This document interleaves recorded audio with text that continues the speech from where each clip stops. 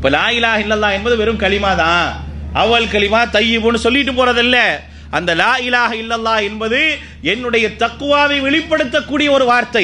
என்னிடத்தில் லா இலாஹ இல்லல்லாஹ் இருந்தா, நான் லா இலாஹ இல்லல்லாஹ் சொன்னேன் அப்படின்னா என்னிடத்தில் தக்வா வந்துடும். அதனால தான் அல்லாஹ் சொல்றான், நீங்கள் அல்லாஹ்வை வணங்குங்கள், நீங்கள் பயபக்தியுடையவர்கள் ஆக வேண்டும் என்பதற்காக.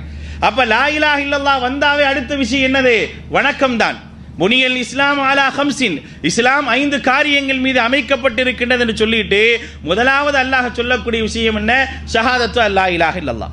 அடுத்தபடியாக இகாமிஸ் ஸலா, தொழுகையை சொல்றான். ஈதாஇ ஸகாத், ஸகாத், வ தஹஜ்ஜுல் பைத், ஹஜ்ஜை நிறைவேற்றுவது, வ தஸூம ரமலான், ரமலான் மாதத்திலே நோன்பு வைப்பது.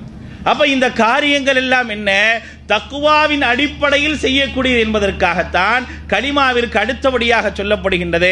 அப்ப லா இலாஹ இல்லல்லாஹ் நான் சொல்லி இருக்கனாவே என்னிடத்தில் தக்வா வந்திருக்கிறேன்னு அர்த்தம். தக்வா